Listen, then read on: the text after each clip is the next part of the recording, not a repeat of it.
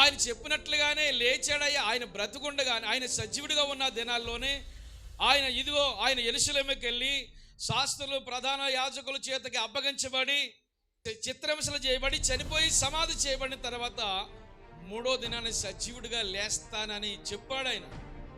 ఆయన సజీవుడిగా ఉన్నప్పుడే చెప్పిన కానీ వీళ్ళు ఏం చేయలేదంటే నమ్మలేదు, అపనమ్మకస్తులుగా ఉన్నారు.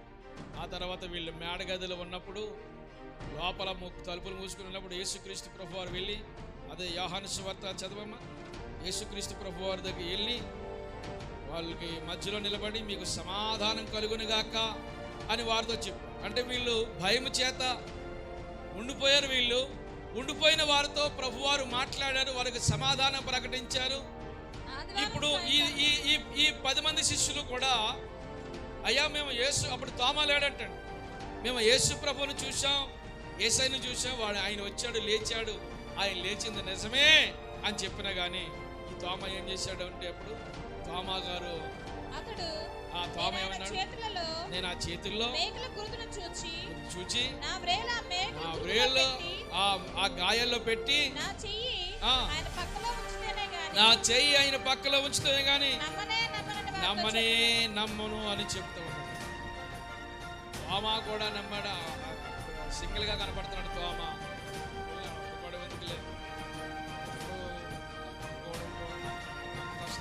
ద్వారా ఉపయోగం లేదులే, విడిచిపెట్టచ్చు కదా,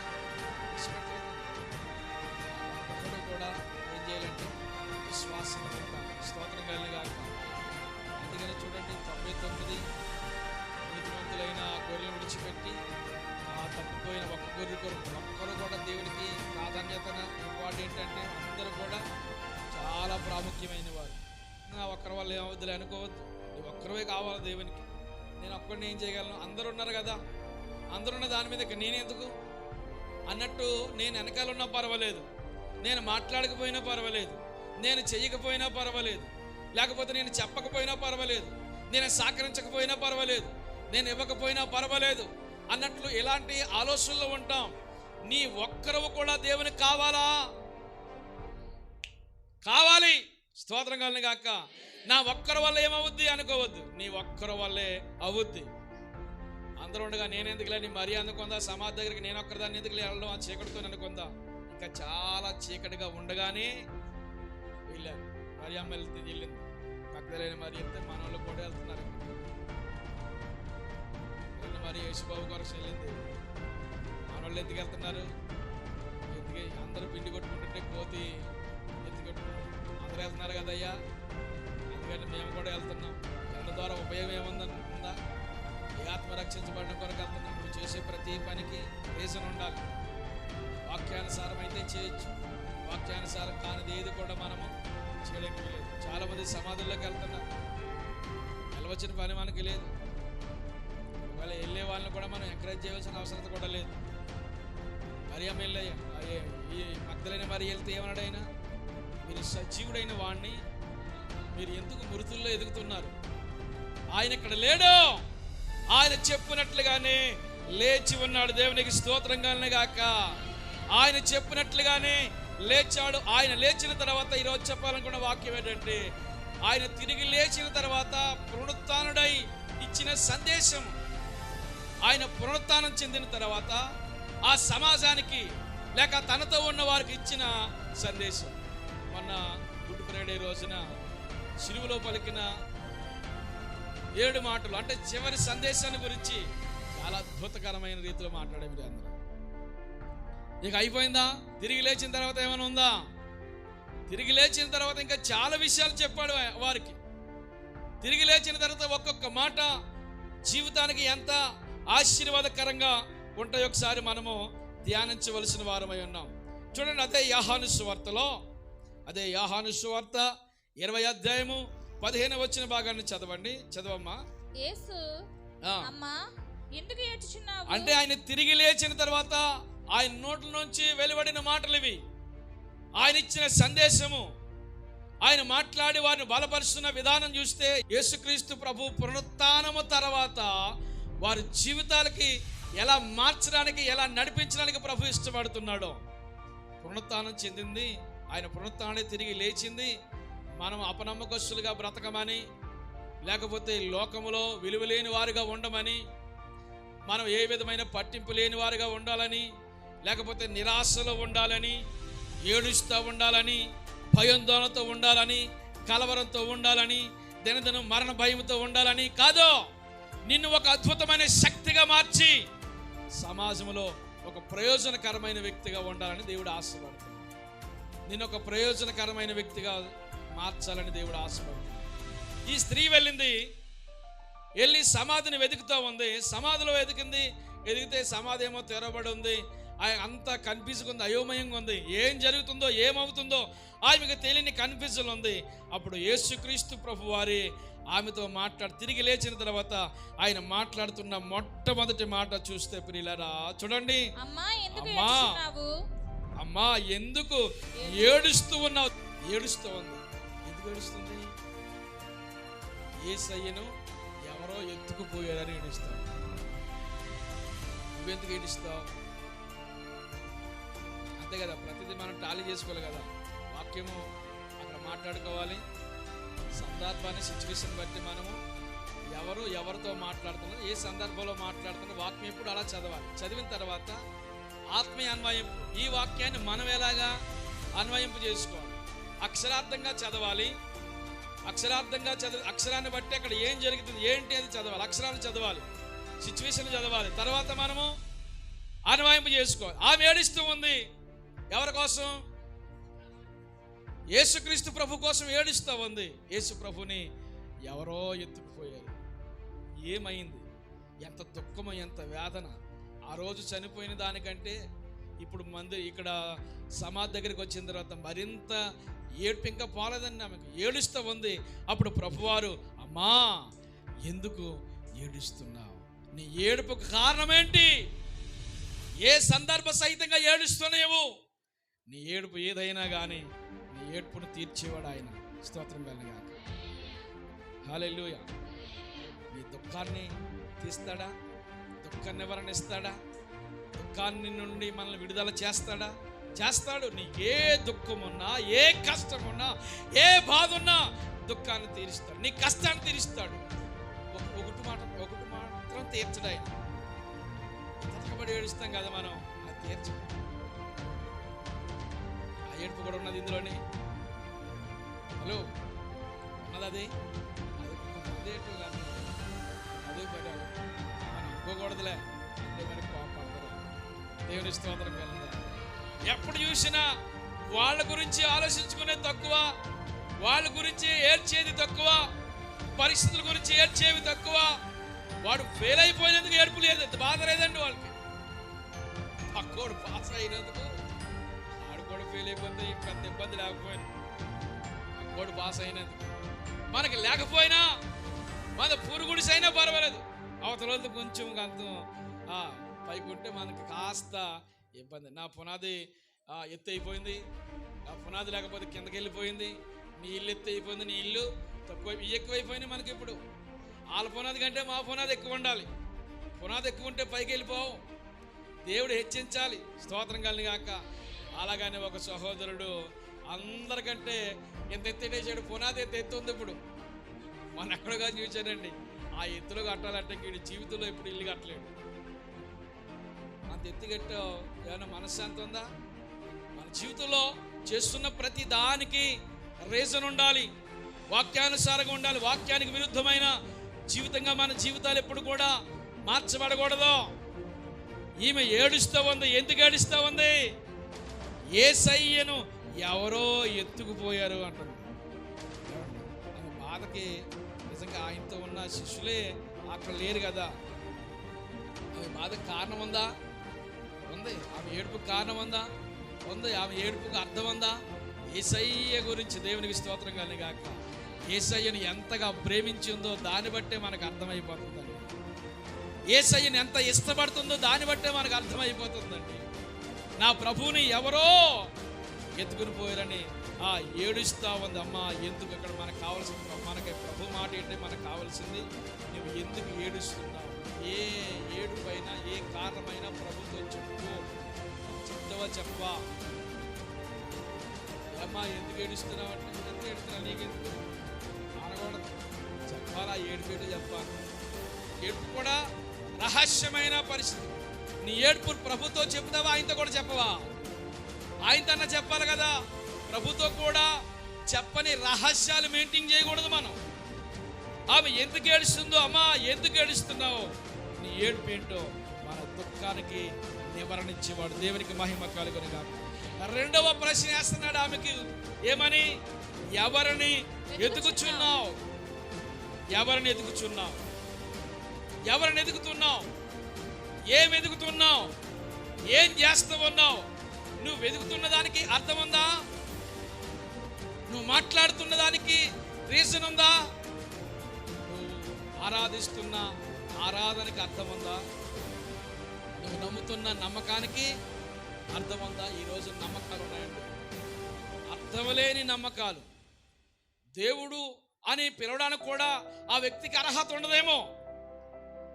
అర్హత లేని వాడిని కూడా దేవుని స్థానంలో ఈ రోజున పెడతలేదు మన వాళ్ళు.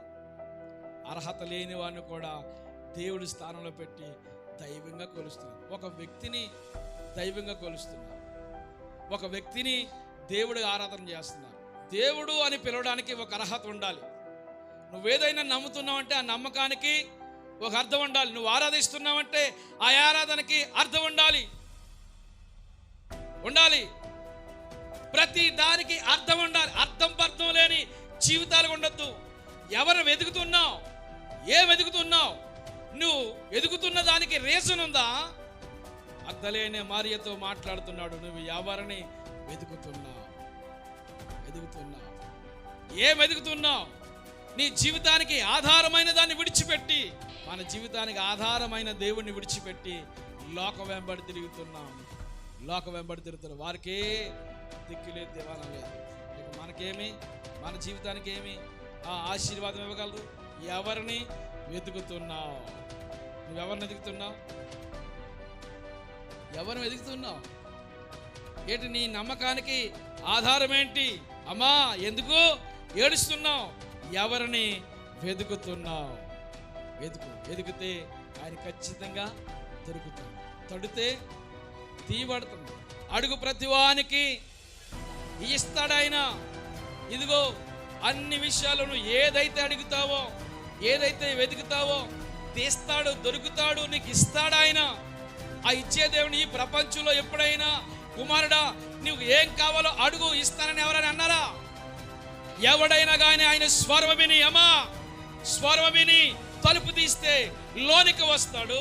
లోనికి వచ్చి నీతో సహవాసం చేస్తాడు. ఆయన మనతో సహవాసం చేశాడంటే మనం ఎంత ఆశీర్వదించబడ్డాం, మనం ఎంత ధన్యజీవులు అయిపోతాం. ఆయన మనతో సహవాసం చేయడానికి మనకు ఎంత అదృష్టం. ఏ వెతకాలి ఇప్పుడు? మనము ఆయన్ని వెతకాలి. పునరుత్థానుడైన యేసుక్రీస్తు ప్రభు మాటలేంటో తెలుసా? యూదులు భయము చేత కలవరముతో ప్రాణ భయముతో వారు గృహములో దాగుని బయట గడబెట్టుకుని గొలమేసుకుని తాళాలేసి లోపలికి వెళ్ళి హాయిగా ఉన్నారండి. ఎందుకో తెలుసా? భయపడిపోయి కలవరం. సమాధానం ఉందా వాళ్ళకి? హలో, సమాధానం ఉందా? లేదు సమాధానం. యేసుక్రీస్తు ప్రభు వచ్చాడు ఏమివ్వడానికి? పునరుత్థానుడై వారికి సమాధానం. నీకు సమాధానం లేదా? నీ గృహంలో నెమ్మది లేదా? కలవరంతో ఉన్నావా? ఏ కలవరమైనా కావచ్చు, ఎలాంటి సిచ్యువేషన్ అయినా కావచ్చు, నీకు సమాధానం ఇచ్చి మన కలవరం తొలగించి మనకి నెమ్మదినిచ్చే దేవుడు మనకున్నాడు. దేవునికి మహిమ కలుగును గాక. 22వ వచనం, ఆయన ఇలాగు ఈ మాట చెప్పి ఎవరి పాపములు క్షమింతురో అవి క్షమించబడును, నిలిచి ఉండుతురో అవి నిలిచి ఉండును గాక అని చెప్పి యేసుక్రీస్తు ప్రభు వారు మరలా వారితో సమాధానం కలుగును గాక అని చెప్పి వారి మీద పనిముదాడంట. ఎప్పుడైతే పనిముదాడో వెంటనే వాళ్ళు పరిశుద్ధాత్మ చేత నింపబడిపోయి గొప్ప ధైర్యంతో వచ్చేసింది. ఇంకా స్తోత్రం కలిగిన గాక. ఇంకా వారిలో ఉన్న పిరుకు వారి మీద ఎప్పుడైతే ఊదాడో పరిశుద్ధాత్మ చేత వారు నడగదు అనుభవం కంటే ఈ గృహంలోనే వాళ్ళు పరిశుద్ధాత్మ అనుభూతితో వారు నింపబడ్డారు. నింపబడి వారిలో ఉన్న పిరికి, వారిలో ఉన్న కలవరం, అసమాధానం ఇవన్నీ పోయినాయి. దేవునికి స్తోత్రం కలనే గాక. వీళ్ళందరూ కలిసి ఇప్పుడు అయ్యా మేము యేసును చూసాం, మాకు సమాధానం లేనప్పుడు మాకు సమాధానం వచ్చింది, మేము పరిశుద్ధాత్మ చేత నింపబడ్డాం, ఆయన సమాధి చేసేసాడు కానీ సమాధిలో లేడు, ఆయన లేవడం అనేది సత్యం అని చెప్తే ఈ పెద్ద మనిషి ఏమన్నాడు? నేను నమ్మను. చాలా మంది పరిస్థితులు ఇంతే, నమ్మరు. ప్రతిదానికి అపనమ్మకమే. అలాంటప్పుడు అపనమ్మకంతో ఉన్న ఆ వ్యక్తిని అన్నాడు, నువ్వు అవిశ్వాసం. ఎవరి మాటలవి చెప్పండి? యేసుక్రీస్తు ప్రభు మాటలు. ఏ మాటలవి? నీవు అవిశ్వాసవై కాక విశ్వాసవై ఉండుము. అందరూ చెప్పాలి. పక్కావిడితో చెప్పు.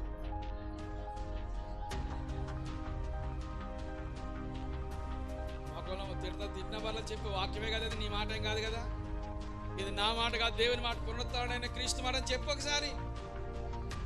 ఇది నా మాట, నీ మాట అయితే ఇబ్బంది అవుద్ది, నీ మాట అయితే ఇబ్బంది. చెప్పు, పక్కనతో చెప్పు. అమ్మ మీరిద్దరు కూడా చెప్పుకోండి. అయ్యా మీ సహోదరులు మీరు కూడా చెప్పుకోండి. అవిశ్వాసవై కాక విశ్వాసవై బ్రతుకు. ఇది నా మాట కాదు, పునరుత్థానుడైన యేసయ్య మాట. గట్టిగా చెప్పబడి దేవుని స్తోత్రం చెబుదాం. హల్లెలూయా. మనలో ఏముండకూడదని ప్రభు ఆశపడుతున్నాడంటే అవిశ్వాసం ఉండకూడదు. విశ్వాసిగా బ్రతకాలి. ఇప్పుడు వరకు బ్రతకాలి, బ్రతికినంత కాలము విశ్వాసంతోనే బ్రతకాలి. నీలో ఏ విధమైన అపనమ్మకం ఉందా? అపనమ్మకాన్ని విడిచిపెట్టు. అందుకే ప్రభువారు పునరుత్థానమవడానికి గల కారణము, ఆ ఒక్కడే ఉన్న తోమాను కూడా బలపరచడం గల కారణం ఏంటో తెలుసా? ఒకవేళ యేసుక్రీస్తు ప్రభు గాని అతనికి ప్రత్యక్షం ఇవ్వకపోతే అవిశ్వాస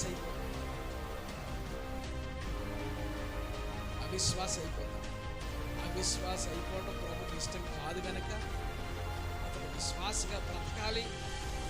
విశ్వాసం ఉంటే అవిశ్వాస పట్ల అందరూ మతాల్లోకి వెళ్ళిపోతారు కదా, అలాగే వెళ్ళిపోవడము ఆయనకి ఇష్టం లేక ఇతడు అల్ప విశ్వాసం గలవాడు, ఇతను ఖచ్చితంగా ప్రత్యక్షత ఇవ్వాలని ప్రభువారి పునరుత్థానమైన తర్వాత ఆయనకు ప్రత్యక్షత ఇచ్చాడు. దేవునికి మహిమ కలుగును గాక. విశ్వాసిగా బ్రతకాలి. అవిశ్వాస మాటలు, అల్ప విశ్వాసం కలిగిన మాటలు, ఇలాంటి మాటలు మనం ఈ రోజున మాట్లాడకూడదు. ఏదైనా ఒక కార్యం చేద్దామా, అయ్యా అవుతుందండి, అది చేద్దాం, బలపరచాలి. కార్యాలను బలపరిచేవారుగా ఉండాలి. తోమాను ఏమన్నాడు ఇప్పుడు? అవిశ్వాసగా బ్రతకొద్దు తోమా, విశ్వాసమై బ్రతుకు. చూసి నమ్మిన వారి కంటే చూడక నమ్మిన వారు మరి ధన్యులు. ఎవరు ధన్యులు? ఇప్పుడు మనం ధన్యులు. నువ్వు చూసి నమ్మవా, చూడక నమ్మవా? చూడక నమ్మాం మనం. ఇప్పుడు ధన్యుల లిస్టులకి మనం చేరుస్తున్నాడు. అవిశ్వాసంతో ఉన్న తోమాని ఎప్పుడైతే ప్రభు బలపరిచారో ఇక దేవుని కొరకు చావడానికి ఆయన సిద్ధపడిపోయాడండి. భారతదేశం వచ్చింది ఆ తోమగారే. ఈ తోమగారే మన కొరకు హతసాక్షి అయిపోయాడు. ఇప్పుడు మనం 21వ అధ్యాయంలోకి వెళ్తాం. 21వ అధ్యాయంలోకి వెళ్ళిన తర్వాత అక్కడ 6వ వచనం చదవమ్మ. యేసుక్రీస్తు ప్రభు వారు తిరిగి లేచిన తర్వాత యేసు ప్రభు వారు తిరిగి లేచిన తర్వాత వీళ్ళకి ప్రత్యక్షతలు ఇచ్చాడు. ఇంతవరకు మనం విన్నాం. అయితే యేసుక్రీస్తు ప్రభు వారు ఉంటేనే సేవ చేయలేకపోయారు వీళ్ళు. ఇప్పుడు ఆయన లేరు కదా, ఆయన ఉండలేదు కదా వీళ్ళతో. ఎలాగ వీళ్ళ పరిస్థితి? పోషణ కావాలి. ఇప్పుడు యేసు ప్రభు వారు ఉన్నంతసేపు ఎవడొకడు పెట్టేసేవాడు, మీటింగ్లు పెట్టడం, ఏదో పెట్టడం చాలా సరిపోయింది. ఇప్పుడు ఎవరు కాకేసి వీళ్ళకి పెట్టడం లేదు, ఎందుకంటే ప్రభువారు లేరు కదా. మరి వీళ్ళ అవసరతలు ఎలా తీర్చబడతాయి? అయ్యా నేను చేపలు పట్టడానికి వెళ్తున్నానంటే ఆ పక్కన ఆంధ్రయ, ఆ తర్వాత నతానియేలు, జబదేయ కుమారులు ఇద్దరు, ఇంకో మరి కొంతమంది ఇద్దరు సహోదరులు అందరూ కలిసి, అయ్యా అంత పెద్దోడు అయిన నీవే వెళ్ళిపోతుంటే మేము కూడా నీతో వస్తాం. వీళ్ళందరూ కూడా వలలు పట్టుకుని బయలుదేరి వెళ్ళిపోయారు. సముద్రంలోకి వెళ్ళి తిమరియా ఆ సముద్ర తీరంలో వెళ్ళి ఆ రాత్రంతా ప్రయాసపడ్డారు. ప్రయాసపడినా ఒక్క పెద్ద పరిగి కూడా వాళ్ళకి రాత్రంతా ప్రయాసపడ్డారు. యేసుప్రభు సూర్యోదయం అవుతుండగా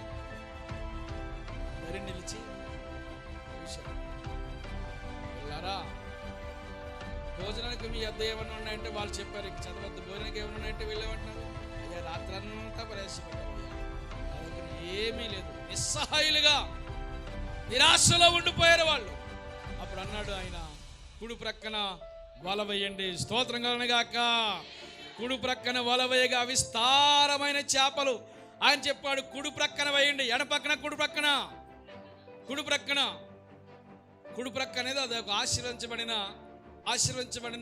స్థలం, ఇది ఆశీర్వదించబడిన ప్లేస్. ఇది కుడి ప్రక్క. కుడి ప్రక్కన వల వేయండి అనగానే కుడి ప్రక్కన వేశారు. వీళ్ళు రాత్రంతా ప్రయాసపడినా పడలేదు. కానీ అసలు చేపలు రాత్రి పడతాయా పగల పడతాయా? రాత్రిలే పడతాయి. వేటకి వెళ్ళేవాడు పగలు వెళ్ళాడు, రాత్రి వెళ్తారు. రాత్రి అంతా ప్రయాసపడ్డారు కానీ వాళ్ళకి ఏమీ దొరకలేదంటారు. అయితే యేసు ప్రభువు వారు అన్నారు, ఇప్పుడు ప్రక్కన వెళ్ళమంటే ఆయన మాట చొప్పున వేసారు విస్తారమైన చేపలు. ఇప్పుడు మనం ప్రభు మాట ప్రకారంగా చేస్తే మన జీవితానికి ఆశీర్వాదం ఉంటుంది. కానీ మన సొంత ప్లాన్లు వెళ్తే ఏముండదు. సొంత ప్లాన్లు వెళ్ళారు వీళ్ళు. ఇప్పుడు ఇంత సీనియర్ మోస్ట్ సేవకులు వీళ్ళందరూ చేపల పట్టడంలో 6 తేరుల వాళ్ళే. అయినా కానీ వారికి ఏమీ దొరకలేదు, ఒక్కటి కూడా దొరకలేదు. ప్రభువు లేకుండా ఏ ప్రయాసైనా వ్యర్థమే. రాత్రంతా శ్రమ పడినా అని పాడతాం కదా, రాత్రంతా పడ్డారు శ్రమ, కానీ ఏ విధమైన ఫలితం లేని శ్రమలు అవి, ఫలితం లేని శ్రమలు. ఒకరోజు ఒక సహోదరు అంది, ఎత్తుకొచ్చిన ప్రయాణం, ఈ రోజు చేసిన ప్రయాణం అంతా వేస్టే. మీరు ఎందుకు వెళ్ళావు? ఈరోజు చేసిన పని అంతా వేస్టే. ఏమంటే మన పనికి కానీ ప్రతిదానికి ఫలం ఉండాలి, మన ప్రయాసకైన ఫలం ఉండాలి. అలా లేని పక్షంలో అది వ్యర్థమే. ప్రభువు లేకుండా మన ప్రయత్నాలు, మన పనులు, మన ఉద్యోగం, మన వ్యాపారాలు, మన కష్టమంతా కూడా. ఒక మాట చెప్తానే, సూర్యోదయం అగుచుండగా, ఇప్పుడు వెలుగులో సూర్యోదయం అగుచుండగా, ఇప్పుడు రాత్రి పోయింది, ఏమొచ్చింది? వెలుగు వచ్చింది. స్తోత్రం కలుగుగాక. వారి జీవితంలో రాత్రి గతించిపోయింది. గురయ్య ఆ సముద్ర తీరమున ఇలా వస్తామంటే చేపలు ఒడ్డు వచ్చేసినట్టు చెప్తారు అనుకున్నా. లేవంటే చేపలు వచ్చేసినాయి. ప్రభు కోసం నా ప్రభు తెల్లారిపోద్దని ఆజ్ఞ ఇవ్వాలి కదా. ఆజ్ఞ ఇచ్చిన సమయానికి ఏ ప్లేస్లో అయితే వల వేస్తారో ఆ ప్లేస్లో ఉండాలి. అందుకని చెప్పి ఈ చేపలన్నీ కూడా వచ్చేసినాయి, కుడి పక్క వచ్చేసినాయి అండి. అంటే ప్రభు మాటకి లోబడ్డ ఈ చేపలు రాత్రంతా లేదే అప్పటికక్కడికి వచ్చేసినవి. ప్రభు చెప్పాడు, ప్రభు మాట ప్రకారంగా మనం చేస్తే వాక్యానికి విరోధంగా మనం ఏ పని చేసినా మన జీవితం అంతా కూడా హృదయ అంతా కూడా వ్యర్థమే. అక్కడి నుంచి వచ్చి, సీమోను పేతురు, నువ్వు నన్ను యోహాను కుమారుడైన సీమోను, నీవు నన్ను ప్రేమిస్తున్నావా? వీరికంటే ఎక్కువగా నీ నన్ను ప్రేమిస్తున్నావా? వీరికంటే ఎక్కువగా నీవు నన్ను ప్రేమిస్తున్నావా? వీరికంటే ఎక్కువగా ప్రేమిస్తున్నావా? అంటే అందరికంటే ఎక్కువగా ఎవరిని ప్రేమించాలి? ఇప్పుడు నీ ఉద్యోగానికంటే, నీ వ్యాపారానికంటే, నీ బిడ్డల కంటే, నీ వస్తువుల కంటే, నీ యజమాని కంటే, నీ బిడ్డల కంటే, అందరికంటే ఎక్కువగా మనము ప్రభువుని ప్రేమించేవారుగా ఉందుముగాక. మొదటి స్థానం ప్రభుది. ఆ మీదట ఉన్న స్థానాలన్నీ మిగతా వాటికి ఇవ్వాలి. మొదటి ప్లేస్లో దేవుడు ఉండాలి, లాస్ట్ ప్లేస్లో కాదు. దేవునికి ఇవ్వాల్సిన స్థానం మొదటి ప్లేస్ దేవునికి ఇవ్వాలి. ఆ తర్వాత పేతురు గారు ఇక 2-3 సార్లు కంగారు పడ్డాడు. ఇక అయ్యా నేను ప్రేమిస్తున్నా లేదో సమస్తం నీవే ఎరిగిన వాడవు, దేవునికి మహిమ కలుగునుగాక. ఇక పేతురు గారి గురించి ఒక మాట అన్నాడు. 19 వచ్చింది.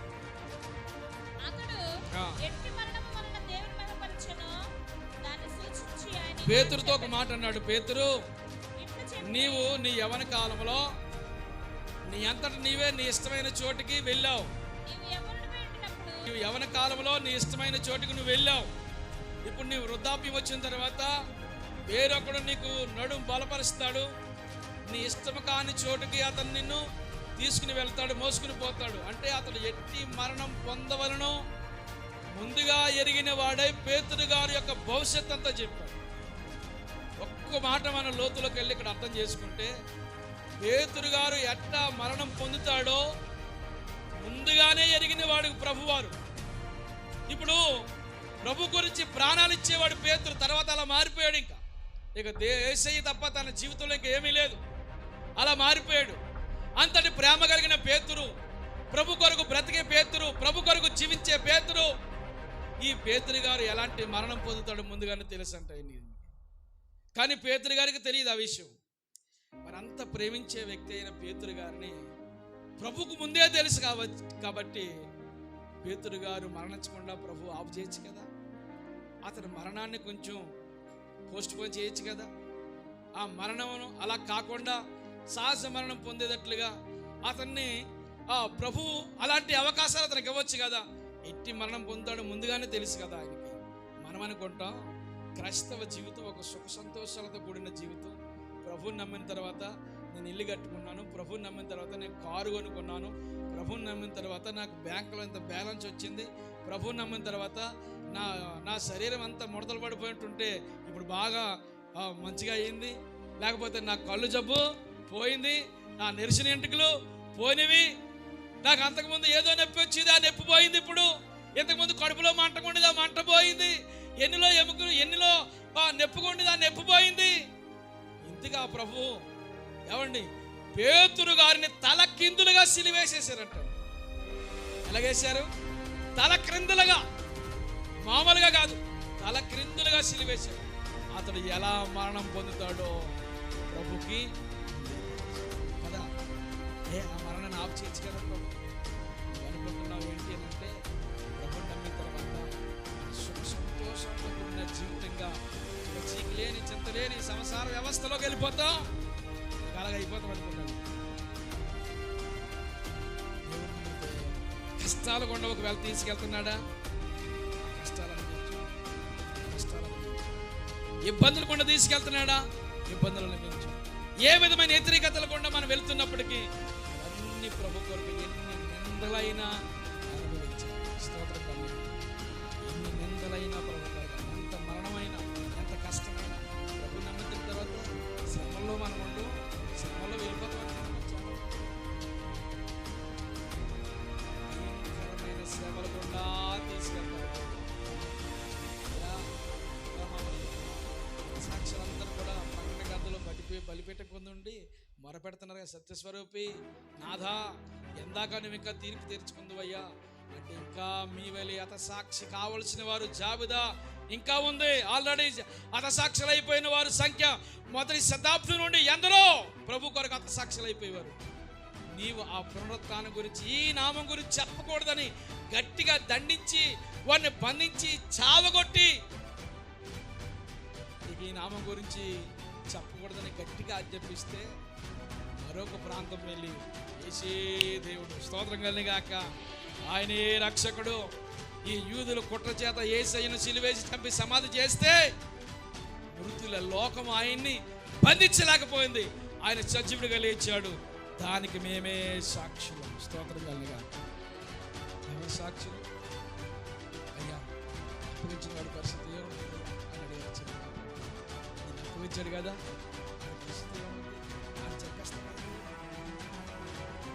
అన్ని రాజ్యానికి చేరడం కదా, ఏమైపోతాడు, చిత్రాంశాలు చేయబడతారు కదా. చెప్పునాయన రాజులో చేర్చుకోవడం. అమ్మా సహోదరులారా, రాజ్యంలో చేర్చుకోవడం, రాజ్యం గురించిన అవగాహన వెళ్తుంది. రాజ్యంలో చేర్చుకోవడం, రాజ్యంలో ఉండడం, అంత దుష్టుడు దుర్మార్గుడు. ఒక మాట చెప్తాను, ఇస్కరియోతు యోధా గురించి ఎవరైనా ప్రార్థన చేస్తారా? ఇస్కరియోతు యోధా అనేవాడు దేవుని రాజ్యంలో ఉంటాడని మీరు ఎవరైనా అనుకుంటారా? కానీ అతడు దేవుని రాజ్యంలో ఉంటాడు. ఆమేన్. అతనికి దేవుని రాజ్యం ఇస్తాడంటండి ఆయన. అదే అంటున్నాడు, అతను ఉండడం నాకు ఇష్టమైతే నీకెందుకయ్యా. ఆయన వద్దు నాయన, అతను వద్దు నాయన, నాయన గుడి ప్రభ వద్దు నాయన. ఎందుకంటే ఎంత దిగుడు చేశాడు, ఎంత దుష్టత్వంగా అతను నడిచాడు. కానీ అతనికి కూడా ఆయన రాజ్యం ఇస్తారు. ఎక్కువగా ఈ మధ్యకాలంలో ప్రభు నేర్పిస్తున్న మాట ఏంటంటే, ఎంత దుర్మార్గునైనా కానీ ప్రభు క్షమిస్తాడంటండి. ఎంత దుర్మార్గునైనా ప్రభు క్షమిస్తాడు. మనం ఒకరి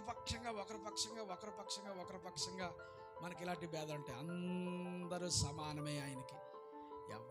ఎవరైనా అయిష్టమైన వాళ్ళు ఉంటారు. మనకు బద్ధ శత్రువులు ఉన్నారా? నువ్వంటే ఎలాగా ప్రభుకి ఇష్టమో ఆడంటే కూడా అలాగే ఇష్టం ఆయనకి. అందరూ కావాలి కదా ఆయనకి. ఏమంటే ప్రతి వారిని కూడా దేవుడు తన స్థానం ఇస్తాడు. ఆయన హింసించిన వారిని, సిలివేసిన వారిని, కొరడలతో కొట్టిన వారిని, పక్కలో బల్లెంపోటు పొడిచిన వారిని, నెత్తి మీద మొలల కిరీటం పెట్టిన వారిని, ఈపు మీద పిడిగుద్దులు గుద్దిన వారిని, ముఖం మీద ఉమ్ము వేసిన వారిని, కాళ్ళలో చేతుల్లో ఏమంటే మేకులు కొట్టిన వారిని, కొరడాలతో చిత్రహింసలు చేసిన వీళ్ళందరినీ క్షమించి తండ్రి వీరేమి చేస్తున్నారు వీరు ఎరుగరయ్యా, వారిని క్షమించు, వీరిని రాజ్యంలో చేర్చుకొని ఆయన వాళ్ళందరికీ ఆయన రాజ్యం ఇచ్చేస్తున్నారు. మనం కొంచెం ఇబ్బందికరంగా ఉంటే పక్క వాళ్ళ దగ్గర కూర్చోలేము, పక్కల దగ్గర కూర్చోడానికి ఇష్టపడము. మాకు నచ్చకపోతే నీకు ఎంత అసహ్యం చేసుకుంటామో, ముఖం ఎలాగైపోద్దో. మనం దేవుడికి అనుకూలంగా కనబడి దినాలు యొక్క మాటలు మనం తెలుసుకుంటాం. మన జీవితాన్ని ప్రభుకి అప్పగించుకుంటాం. దేవుని రాజ్యంలో నీవు ఉండాలి.